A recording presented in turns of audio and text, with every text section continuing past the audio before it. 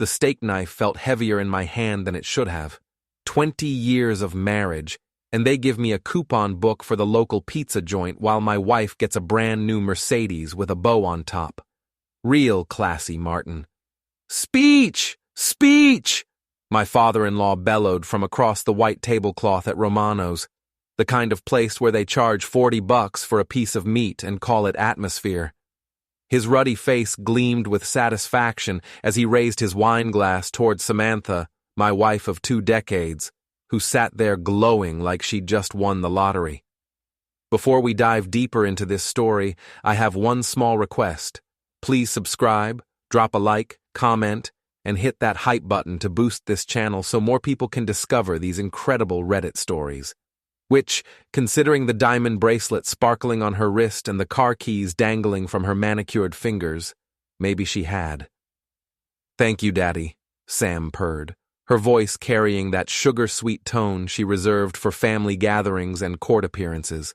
This is absolutely perfect timing. Perfect timing.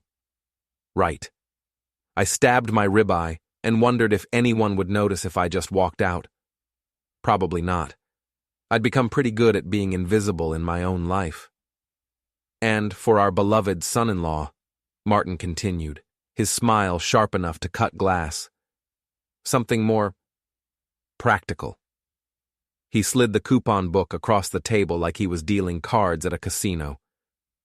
Thought you might appreciate the value. The whole table erupted in laughter. Sam's sister Jennifer nearly choked on her wine. Even our 18-year-old daughter Emily looked up from her phone long enough to smirk. But it was the last item that really got them going, a greeting card with "World's Biggest Loser" printed in gold letters. Get it? Martin wheezed. Because you're always watching that show. More laughter. I picked up the card, feeling the cheap cardstock between my fingers. Inside, someone had written, "Happy anniversary to our favorite underachiever," in Sam's perfect lawyer handwriting. This is hilarious, I said, my voice flat as roadkill. Really, 20 years of marriage, and you finally figured out how to summarize it in one card. The laughter died. Sam's smile flickered like a candle in the wind. Jake, honey, it's just a joke, she said, reaching across the table.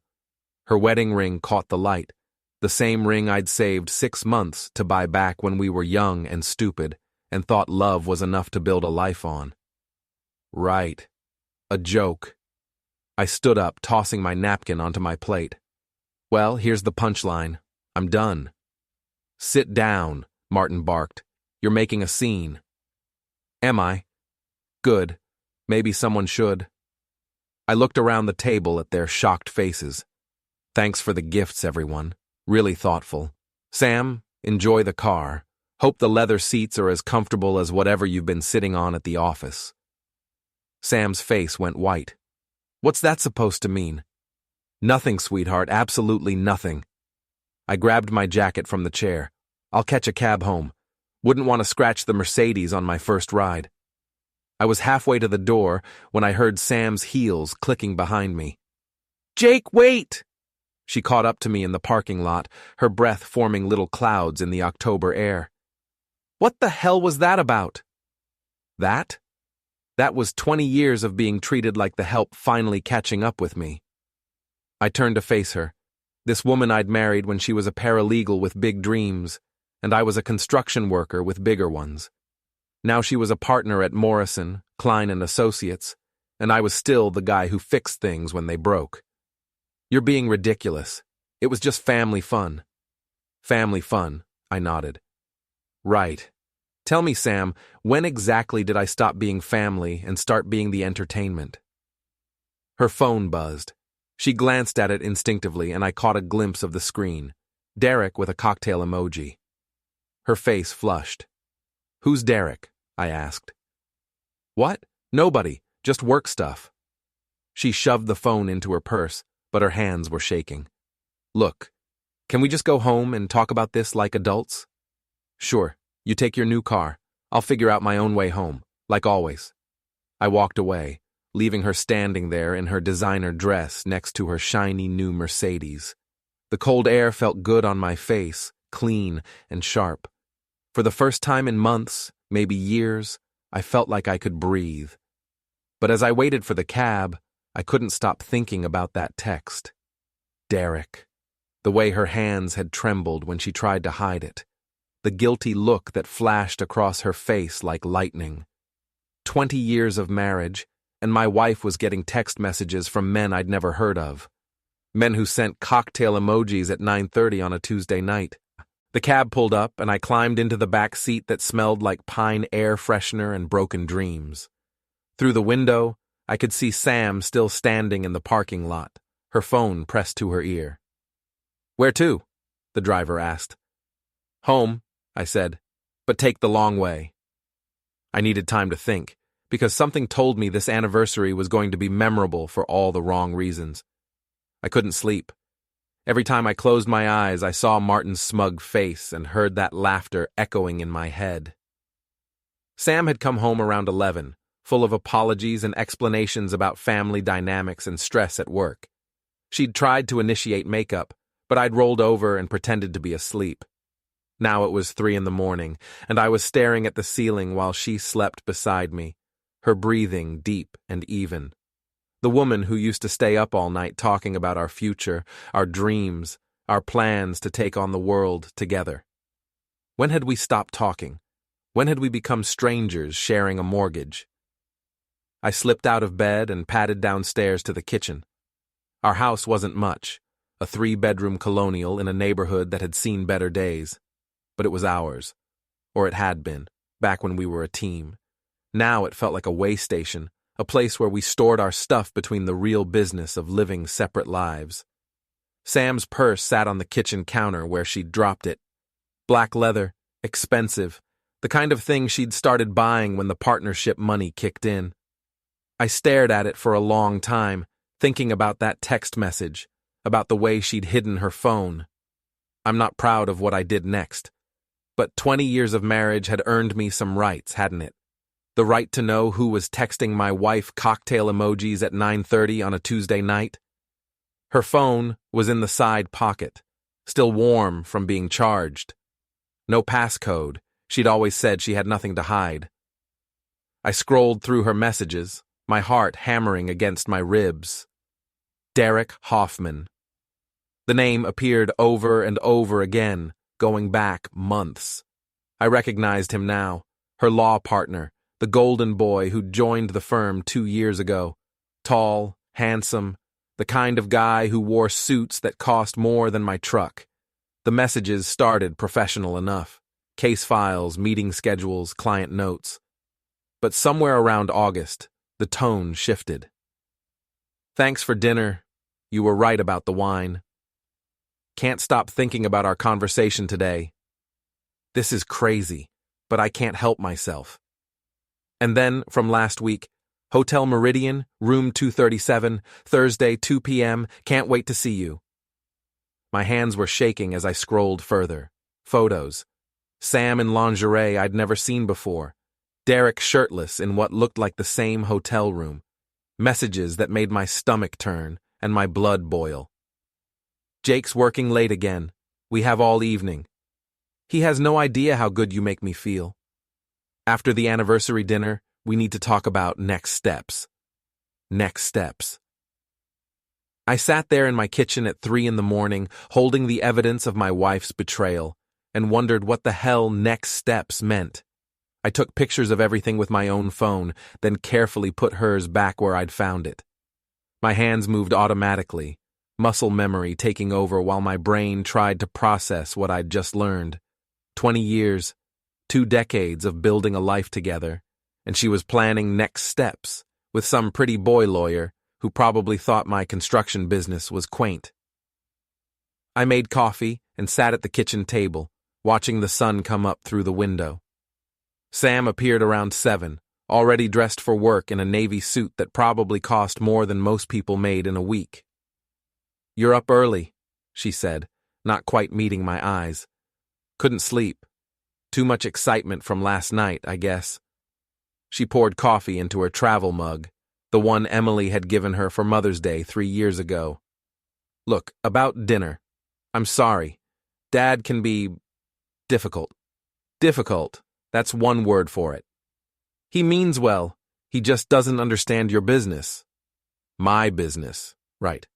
The construction company I'd built from nothing, that had paid for her law school, that had kept us afloat during the lean years when she was working for peanuts at legal aid. That business. Speaking of business, I said, how's work? Still putting in those long hours? Something flickered in her eyes. You know how it is. Big cases, demanding clients. Right. And Derek? How's he working out as a partner? She froze, coffee mug halfway to her lips. Derek's fine. Professional. Why? Just curious. You mention him a lot lately. Do I? She laughed, but it sounded forced. I hadn't noticed. She kissed my cheek, the same perfunctory peck she'd been giving me for months, and headed for the door. I'll be late tonight. Client dinner. With Derek? Among others. Don't wait up. The door closed behind her, and I was alone with the truth. My wife was cheating on me with her law partner, and they were making plans. Next steps. Whatever that meant, it couldn't be good for me. I called my foreman and told him I'd be late to the job site. Then I drove to my sister Jess's bar, even though it wouldn't open for hours. She lived in the apartment upstairs, and she was the only person I trusted to tell me the truth, even when it hurt. Especially when it hurt.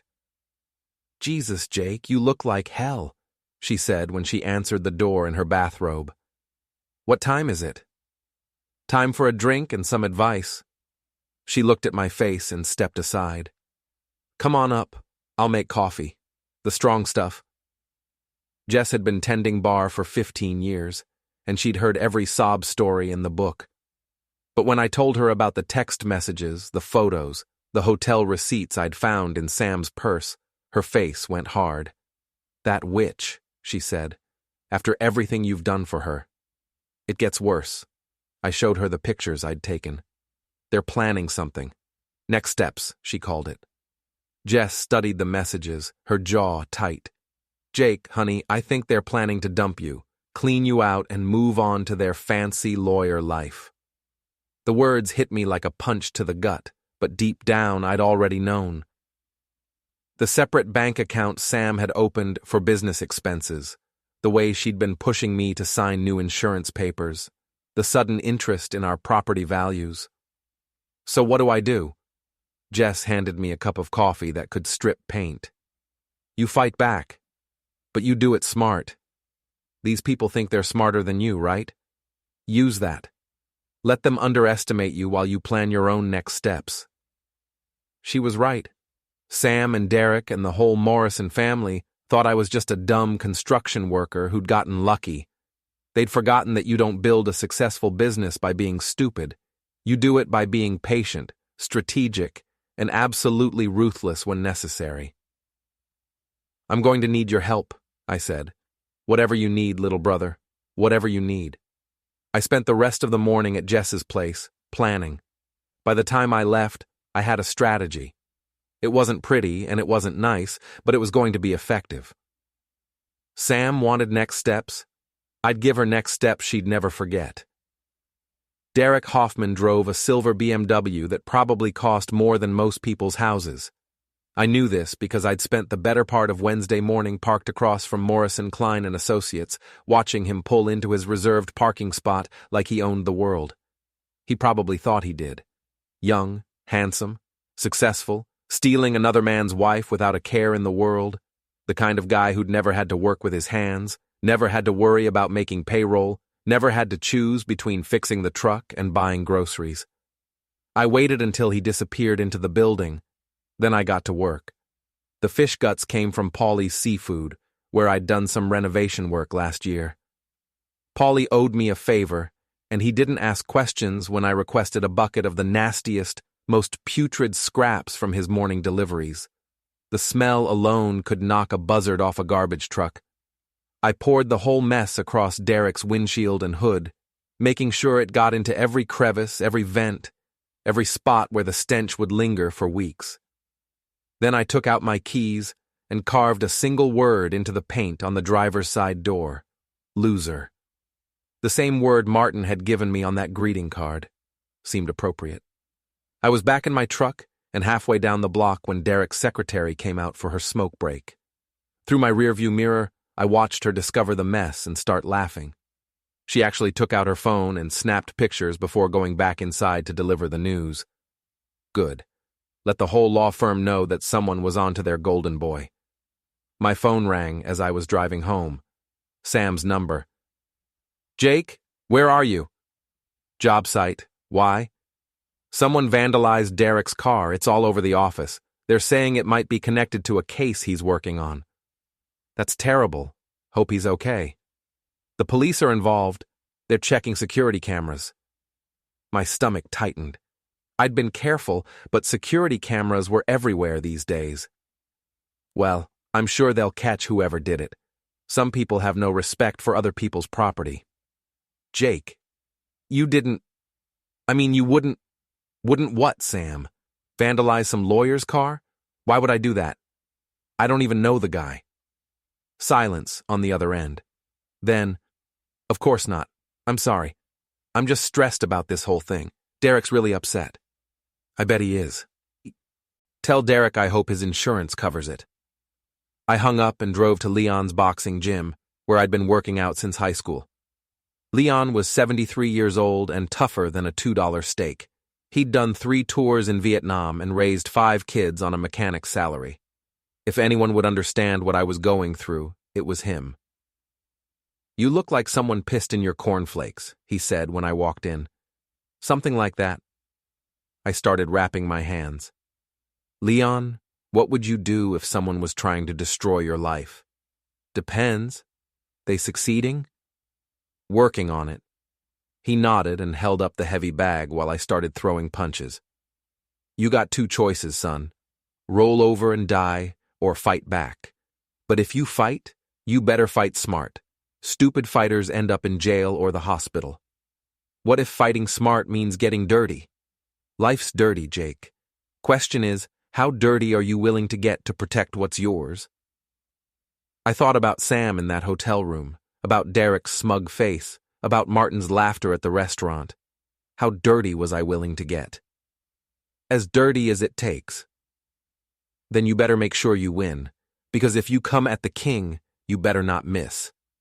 I spent 2 hours beating the hell out of that heavy bag, working out 20 years of frustration and betrayal. When I was done, my hands were raw and my shirt was soaked with sweat, but my head was clear. I had a plan. It was going to take time, patience, and careful execution. But by the time I was finished, Sam and Derek and the whole Morrison family would understand what happened when you underestimated Jake Morrison. My phone buzzed with a text from an unknown number. Stay away from what doesn't belong to you. I smiled and typed back, come and make me. Within minutes, my phone rang. Derek's voice was tight with anger. Listen to me, you blue-collar piece of trash. I know what you did to my car, and if you come near me or Sam again, I'll have you arrested. Derek, nice to finally talk. Sam's told me so much about you. Well, not everything, but enough. Silence. Here's the thing, Derek. That car was just the beginning. You want to play games with my wife? Fine. But I've been playing games a lot longer than you have, and I play for keeps. You're making a mistake. Sam doesn't love you anymore. She hasn't for years. You're just too pathetic to see it. The words hit like a physical blow, but I kept my voice steady. Maybe you're right, but here's what you don't understand about pathetic guys like me. We've got nothing left to lose, and that makes us very, very dangerous. I hung up and immediately called Jess. Phase 1 complete, I said. Time for Phase 2. What do you need? Everything you can find out about Derek Hoffman, where he lives, where he hangs out, who his friends are, and I need to know about any skeletons in his closet. Consider it done. Jake? Yeah? Be careful. These people have money and connections. They can make your life hell if you're not smart about this. They're already making my life hell, Jess. The difference is, now I'm going to return the favor. That night, Sam came home late, just like she'd promised. She was quiet during dinner, picking at her food and checking her phone every few minutes. "How was your client dinner?" I asked. "Fine. Productive." "Good. Any interesting developments at the office today?" She looked up sharply. "What do you mean?" "Just making conversation. You seem tense." "Someone vandalized Derek's car. The whole office is on edge." "That's awful. Any idea who might have done it?" "The police think it might be related to one of his cases. Someone he prosecuted, maybe." I nodded sympathetically. "Well, I'm sure they'll catch whoever did it. Justice always wins in the end, right?" She stared at me for a long moment, and I could see the wheels turning in her head. Suspicion warred with disbelief. Her husband, the simple construction worker, couldn't possibly be smart enough to plan something like this. That was going to be her first mistake, and if I played my cards right, it wouldn't be her last. Jess called me Friday morning with information that made my coffee taste like victory. "Derek Hoffman isn't as clean as he pretends," she said. "Remember Tommy Castellano? He tends bar at that fancy place downtown, the one where all the lawyers hang out." I remembered Tommy. Good kid. Worked construction for me one summer before deciding he preferred mixing drinks to mixing concrete. "Tommy says Derek's got a gambling problem. Poker games in the back room of Flanagan's every Thursday night. High stakes, cash only. Word is he's into some serious people for serious money." "How serious?" "Serious enough that he's been asking around about quick ways to make cash. And get this, he's been bragging about a big score coming up. Something about a construction company and property assets." My property assets. The bastard wasn't just sleeping with my wife, he was planning to help her take everything I'd worked for. "There's more," Jess continued. "Derek's got a wife." "What?" "Married 3 years ago. She's some kind of doctor, works at the children's hospital. Real nice girl, according to Tommy. Has no idea her husband's been playing house with your wife." A wife. Derek had a wife, and he was cheating on her with Sam. The hypocrisy was breathtaking, but it also gave me leverage. "What's her name?" "Linda Hoffman. She's a pediatric surgeon. Apparently she thinks Derek works late because he's dedicated to his clients." I thanked Jess and hung up, my mind racing. Derek's wife was a doctor, which meant she was smart, successful, and probably had her own money. She also worked with children, which suggested she had a strong moral compass. The kind of person who wouldn't appreciate learning that her husband was a cheating, gambling addict. But I needed proof. Pictures, documents, something concrete that would destroy Derek's marriage the same way he was destroying mine. I spent Friday afternoon following Derek after work. Instead of going home to his doctor wife, he drove straight to the Hotel Meridian. Room 237, the same room number I'd seen in Sam's text messages. I parked across the street and waited. 20 minutes later, Sam's Mercedes pulled into the parking lot. My wife of 20 years walked into that hotel like she owned it, like betraying our marriage was just another item on her to-do list. She was carrying an overnight bag, on a Friday night, while I was supposed to think she was working late. I sat in my truck for 3 hours, watching the windows of room 237, thinking about the woman I'd married and wondering when she'd become a stranger. Around 10 o'clock, I drove to the nearest electronics store and bought a high-definition camera with a telephoto lens. Saturday morning, I called Sam at the office. "Working hard?" I asked. "You know how it is. Big case coming up." "What kind of case?" "Property dispute. Very complicated." "Property dispute. Right. Well, don't work too hard. You sound tired." "I am tired. I might stay at Jennifer's place tonight. We're having a sister's weekend." Jennifer lived in Chicago, 3 hours away, which meant Sam was planning another night at the Hotel Meridian with Derek. "That sounds nice. Tell Jennifer I said hello." "I will. Love you." "Love you too." The words tasted like ashes in my mouth. Saturday evening, I was back at the hotel with my new camera. This time, I was prepared. I'd rented a room on the same floor, directly across from 237. When Sam and Derek arrived separately, I got pictures of both of them entering the room. When they appeared at the window an hour later, I got pictures of that too. The telephoto lens was worth every penny, but the real jackpot came Sunday morning. Derek left first, around 7 a.m., probably trying to get home before his doctor wife woke up. I followed him, staying well back, until he pulled into the driveway of a beautiful colonial in the suburbs. A woman in scrubs came out to greet him. She was small, blonde, pretty, in a wholesome way that reminded me of Sam when we first met. She kissed Derek on the cheek, and he handed her what looked like coffee and pastries. The loving husband, home from another hard night at the office.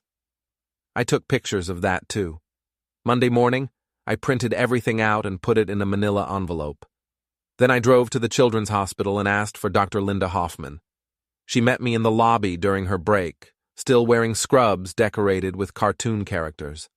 Up close, she was even prettier, with kind eyes and a gentle manner that made me feel like a complete bastard for what I was about to do. "Mr. Morrison, you said this was about my husband?" "I'm sorry to have to tell you this, Dr. Hoffman, but I think you should know what Derek's been doing during those late nights at the office." I handed her the envelope and watched her face change as she looked through the photographs. The color drained from her cheeks, and her hands started shaking. "This woman? Who is she?" "My wife. Her name is Samantha Morrison. She's Derek's law partner." Linda Hoffman stared at the pictures for a long time. When she looked up, her eyes were bright with tears, but her voice was steady. "How long has this been going on?" "At least 6 months. Probably longer." She nodded and carefully put the photos back in the envelope. "Thank you for telling me. I know this couldn't have been easy." "I'm sorry, I really am. You seem like a good person, and you don't deserve this." "Neither do you, Mr. Morrison. Neither do you." I left her sitting in that hospital lobby, holding the evidence of her husband's betrayal, and drove home feeling like I'd just kicked a puppy. But Derek had made his choices, and choices had consequences. That evening, Sam came home in a great mood, humming as she made dinner. She'd spent the weekend at her sister's, she said. They'd gone shopping, seen a movie, had a wonderful time. "That's nice," I said.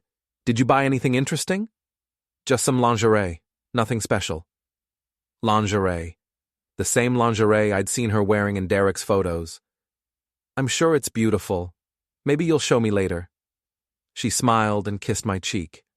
"Maybe I will." We ate dinner like a normal married couple. We watched television like nothing had changed. We went to bed like we had every night for 20 years. But everything had changed, and tomorrow, Derek Hoffman was going to find out what happened when you messed with the wrong construction worker's life. My phone rang at 11 p.m. Derek's number. "You bastard," he hissed. "Linda left me. She took everything and left me a note saying she knew about the affair." "That's terrible, Derek. Marriage is sacred, you know. When people violate that trust, there are consequences. This isn't over. You're absolutely right. It's not over. It's just getting started." I hung up and rolled over, wrapping my arm around my cheating wife. She murmured something in her sleep and snuggled closer. Tomorrow, it would be her turn. The Morrison family Sunday brunch was a monthly tradition that I'd been enduring for 15 years. Every first Sunday, we gathered at Martin and Eleanor's mansion to pretend we were one big happy family, while Martin held court like some kind of suburban king. This Sunday was going to be different. I arrived early, carrying a bottle of wine and a smile that probably looked more like a grimace. Eleanor answered the door in her usual outfit of designer casual wear that cost more than most people's cars. "Jake, darling, you're early." "Thought I'd help set up. Where's everyone else?" "Sam's running late. Something about a work emergency. Derek's coming too. Such a nice young man. Martin invited him after that terrible business with his car." Of course he did. Martin probably saw Derek as the son he'd never had, the successful lawyer who could appreciate fine wine and country club gossip. The fact that Derek was screwing his daughter was just a bonus. How thoughtful. I'm looking forward to meeting him. The lie rolled off my tongue like honey. Jennifer arrived with her husband Brad, followed by Emily, who looked like she'd rather be anywhere else on earth. Then Sam walked in with Derek, and I got my first good look at my wife's lover in person. He was everything I'd expected. Tall, handsome, perfectly groomed, wearing a suit that probably cost more than my monthly mortgage payment. He shook hands with Martin like they were old friends, complimented Eleanor on her home, and charmed everyone within 30 seconds. Everyone except me. "Derek, I'd like you to meet my son-in-law, Jake," Martin said with barely concealed disdain. "Jake's in construction." "Jake Morrison," I said, extending my hand. "I've heard so much about you."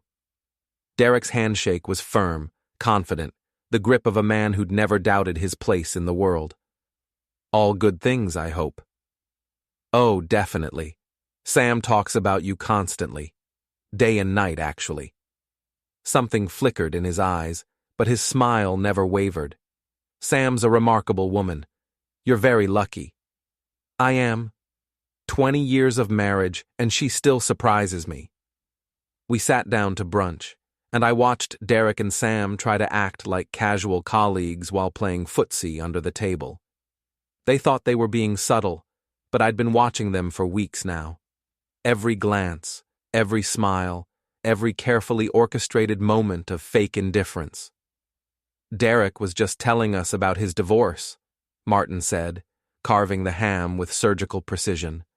"Terrible business. His wife just up and left him." "Really?" I looked at Derek with mock sympathy. "What happened?" "She said I was working too hard, spending too much time at the office." Derek's jaw tightened almost imperceptibly. "Some people don't understand dedication." "That's awful. Marriage is about trust, isn't it? When that breaks down, there's nothing left." Sam shifted uncomfortably in her seat. "These things happen. People grow apart." "True," I agreed. "Sometimes people think they can have it all. The stable marriage, the exciting affair, the best of both worlds. But eventually, reality catches up." The table went quiet. Derek's fork paused halfway to his mouth. "Jake," Eleanor said with a nervous laugh. "What a strange thing to say." "Is it? I was just thinking about human nature, how we justify our actions to ourselves. Take Derek's situation, for example. I bet his wife thought she knew him completely. 24 hours a day, 7 days a week. But people have secret lives, don't they?" "What are you getting at?" Martin demanded. I pulled out my phone and set it on the table. "Just that sometimes the people closest to us are the ones we know least." I pressed play on the video I'd recorded yesterday. Derek's voice filled the dining room, crystal clear. "Sam doesn't love you anymore. She hasn't for years. You're just too pathetic to see it." The silence was deafening. Sam's face went white. Derek looked like he'd been punched in the stomach. "That's not... Derek stammered. "Oh, there's more." I swiped to the next video. Derek and Sam entering the hotel room, timestamp clearly visible. This was taken last Friday night, while Sam was supposedly at her sister's house in Chicago. Jennifer gasped. "But I talked to you Friday night. You said you were..." "She lied," I said simply. "They've been lying for months. Hotel rooms, late-night phone calls, planning their future together while I played the fool." Martin stood up so fast his chair fell over. "Get out! Get out of my house right now!" "Which one of us are you talking to, Martin? Me or the man who's been screwing your daughter in cheap hotel rooms?" "You bastard!" Derek snarled, lunging across the table. I was ready for him. 20 years of construction work had kept me in shape, and Derek was soft despite his expensive gym membership. I caught his wrist and twisted, sending him crashing into the china cabinet. "Derek!" Sam screamed. "Daddy, call the police!" Emily shouted, her phone already out, recording everything. "Go ahead," I said, standing over Derek as he groaned on the floor surrounded by broken china. "Call them. I'm sure they'd love to hear about the gambling debts, the embezzled client funds, the whole sordid story." Derek's eyes went wide. "You don't know what you're talking about." "Don't I? Flanagan's poker game, every Thursday night. You're into Mickey Torino for 50 grand. and you've been skimming from the firm's escrow accounts to pay him off. Want me to keep going?" The room erupted in chaos.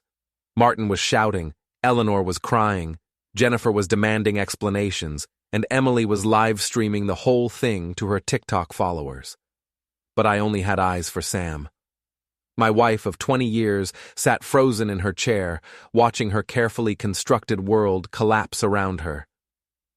"Jake, please," she whispered. "We can work this out." "Work it out? Like you worked out those next steps with Derek? The ones where you divorce me and take half of everything I've built?" "It's not what you think. It's exactly what I think. You and your boyfriend plan to destroy me, take my business, my house, everything. The only problem is I'm not as stupid as you thought I was."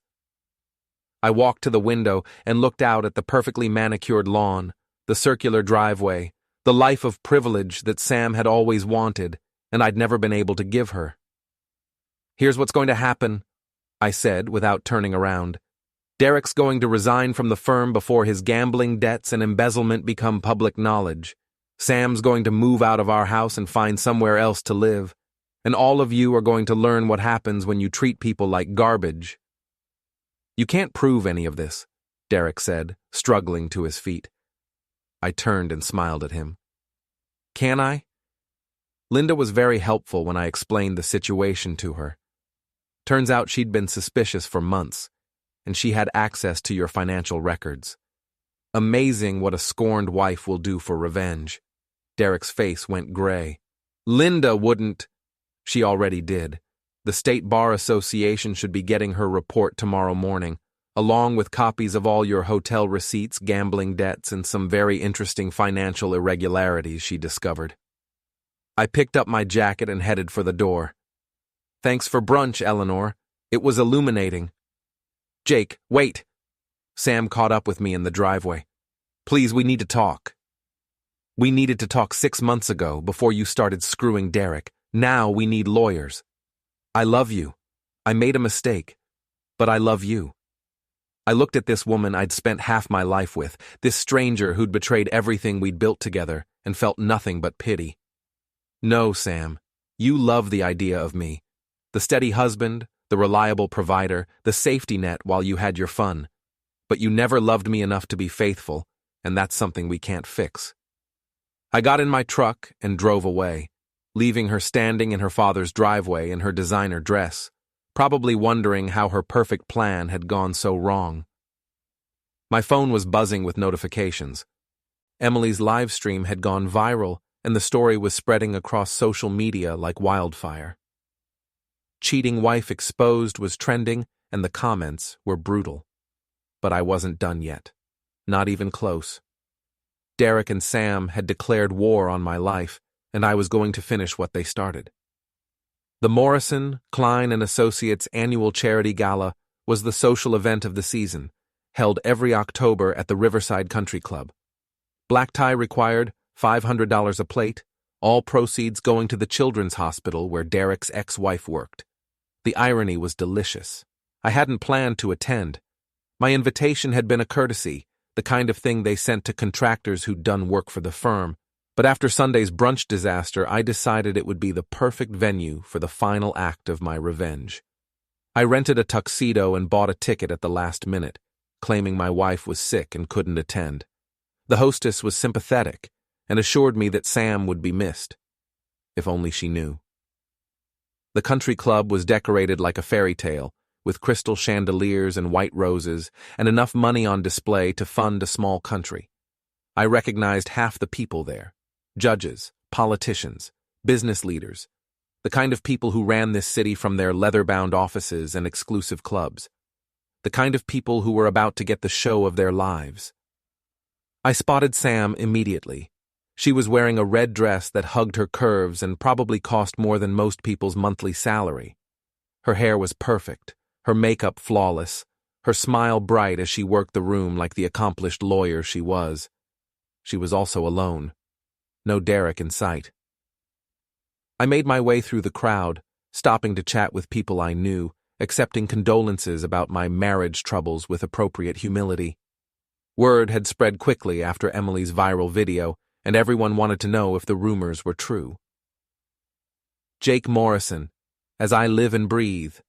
The voice belonged to Rachel Chen, the firm's senior partner and the woman who'd hired Sam 5 years ago. I wasn't expecting to see you tonight. Wouldn't miss it for the world, Rachel. This is such a worthy cause. How are you holding up? I know this has been difficult. I'm managing. One day at a time, you know? She nodded sympathetically. If there's anything the firm can do... Actually, there is something. I've been wondering about Derek's status with the firm. I heard he might be facing some professional difficulties. Rachel's smile tightened. I'm afraid I can't discuss personnel matters. Of course not. I just hope his gambling problems don't reflect poorly on the firm's reputation. The color drained from her face. What gambling problems? Oh, I assumed you knew. About the poker games, the debts, the missing escrow funds. I'm sure it's nothing that can't be worked out. I excused myself and moved on, leaving Rachel looking like she'd been hit by a truck. By the end of the evening, Derek would be lucky if he still had a law license, much less a job. I found Sam by the silent auction tables, bidding on a weekend in Napa Valley. The same weekend she'd probably planned to spend with Derek, back when she thought her plan was going to work. Hello, Sam. She turned, and I saw the fear in her eyes. Jake, what are you doing here? Supporting a good cause. The Children's Hospital does wonderful work. Dr. Linda Hoffman speaks very highly of their programs. Sam flinched at the mention of Derek's ex-wife. Jake, please, not here. Where would you prefer? Another hotel room? Your father's house? Or maybe we should just air everything out in public. Let everyone see what kind of woman they've been doing business with. You've made your point. I get it. You're angry, and you have every right to be. But this isn't the place. This is exactly the place. These people trusted you, Sam. They brought you into their circle, gave you their business, treated you like family. They deserve to know what kind of person you really are. The crowd was starting to notice our conversation. Heads turned, whispers began, the kind of social pressure that could destroy a career in minutes. Ladies and gentlemen, I said, raising my voice just enough to carry. I'd like to make a toast. A waiter appeared with champagne glasses. I took 2 and handed one to Sam, who looked like she wanted to disappear into the floor. To my wife, Samantha Morrison, one of the finest attorneys in this city, a woman who's dedicated her life to justice, truth, and the sanctity of marriage. The crowd murmured approval. Sam's hand was shaking as she held her glass. Sam has taught me so much about the law, about right and wrong, about the importance of keeping your word. She's shown me that contracts are sacred, that trust is everything, and that when you break a promise, there are consequences. More murmurs, but now they sounded confused. People were starting to sense that something was wrong. Which is why I'm so proud to announce that Sam is leaving Morrison, Klein, and Associates to pursue new opportunities. Isn't that right, darling? Sam's face was white as paper. Jake, don't. She's going to have so much more time for her hobbies now. Hotel visits, late-night phone calls, helping her colleagues with their personal problems. The crowd went silent. You could have heard a pin drop in that ballroom. In fact, she's been so helpful to Derek Hoffman that he's decided to leave the firm too. Something about wanting to spend more time with his family. Oh wait, that's right, his wife left him. Amazing how these things work out. That's enough, Rachel Chen said, appearing at my elbow with 2 security guards. Mr. Morrison, I'm going to have to ask you to leave.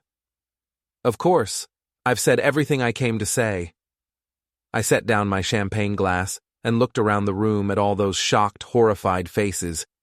Enjoy the rest of your evening, everyone, and remember, when you're looking for legal representation, make sure you choose someone you can trust. I walked toward the exit with as much dignity as I could muster, leaving behind a room full of whispers and a wife whose career was effectively over. But I wasn't finished yet. Derek was waiting for me in the parking lot, his face twisted with rage. He'd clearly been drinking, and his expensive tuxedo was wrinkled and stained. "You bastard," he snarled. "You destroyed everything." "I didn't destroy anything, Derek. You did that all by yourself when you decided to screw my wife."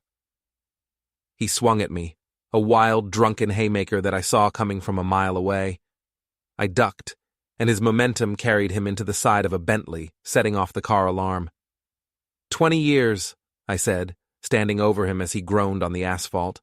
20 years of marriage, and you thought you could just waltz in and take it all away? Did you really think I was that stupid? "She never loved you," Derek gasped. "She told me. You were just convenient."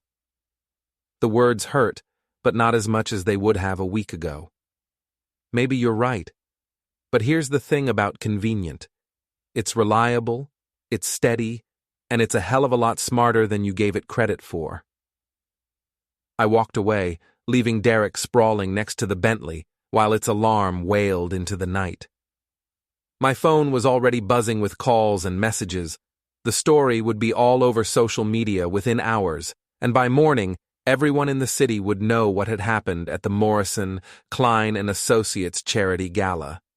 Sam's career was finished. Derek would be lucky to avoid criminal charges, and I was finally free of the life I'd been pretending to live for the past 20 years. It wasn't the ending I'd planned when I married that young paralegal with big dreams, but it was the ending we deserved, all of us, after the choices we'd made. I drove home to my empty house, poured myself a drink, and started planning my real future. The one where I didn't have to pretend to be someone I wasn't, where I didn't have to apologize for working with my hands, where I could build something honest and true. Sam could keep her designer dresses and her country club memberships and her dreams of social climbing. I had something better. I had my self-respect back. And that was worth more than all the Mercedes and diamond bracelets in the world. The phone rang one last time. Sam's number. I let it go to voicemail. Whatever she had to say, I'd already heard enough.